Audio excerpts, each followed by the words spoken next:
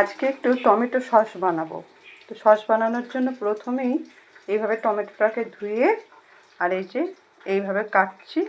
কেটে আমার পদ্ধতিটা একটু অন্যরকম হবে, আমি প্রেসার কুকারে দিয়ে করব। হ্যাঁ, তারপরে আপনাদেরকে সম্পূর্ণ ভিডিওটা পরে দেখাচ্ছি। এখন সবে এই টমেটোগুলো কাটছি।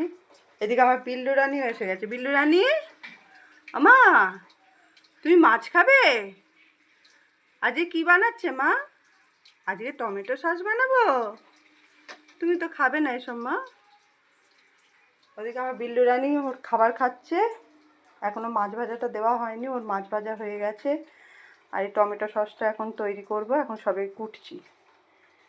টমেটোগুলো সমস্ত কুচিয়ে নিয়েছি, এবার প্রেসার কুকারের মধ্যে দিয়ে দিয়েছি।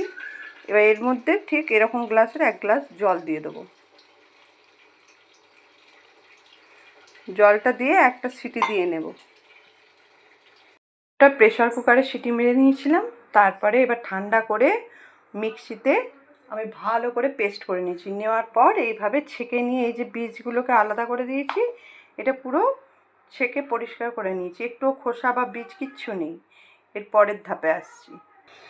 গ্যাসটা মিডিয়াম টু লো আঁচে রেখেই এটাকে করছি, আর সমানে নেড়ে যেতে হবে। এটা অনেকটা ঘন হয়ে আসবে, তারপরে ওই উপকরণগুলো দেবো, বাদবাকি যেগুলো আছে। এইরকম যখন বলক আসবে, এবার এর মধ্যে বাকি উপকরণগুলোকে দিয়ে দেব। এর মধ্যে সামান্য পরিমাণ মতো লবণ দেব। এর মধ্যে দেব চিনি, 2 চামচ মতন চিনি দেব। আর দেব এই যে মরিচ গুঁড়ো, এরকম প্যাকেটের হাফ দেব মরিচ গুঁড়ো।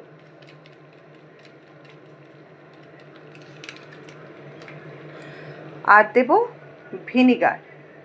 ভিনিগারটা আমি কাপের মধ্যে নিয়ে নিয়েছি, হাফ কাপ মতন দেব ভিনিগার।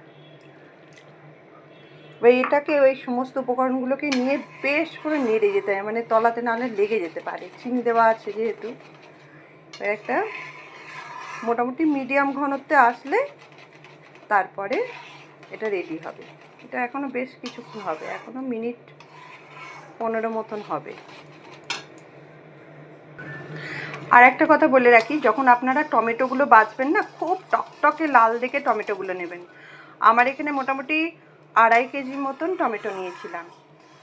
আমি অন্য কিছু রং বা ফ্রুট কালার কিচ্ছু মেশাইনি, কিন্তু এই লাল টমেটোর জন্য দেখুন কি সুন্দর কালারটা আসছে আস্তে আস্তে। এটা আরও যখন ঘন হয়ে যাবে, এর ভীষণ সুন্দর একটা কালার এসে যাবে। এরকম পজিশনে এসে গেছে, অনেকটা ঘন হয়ে গেছে। এবার আমি নিভিয়ে দেবো গ্যাসটা।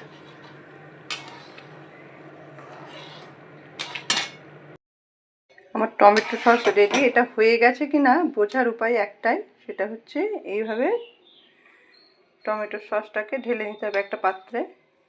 নেওয়ার পরে এইভাবে এই যে কাত করেছি দেখুন, এটা অনেক ধীরে ধীরে নাবছে, মানে এটা একদম রেডি। তো আমার টমেটো সসটা কেমন লাগলো বলবেন। টাটা।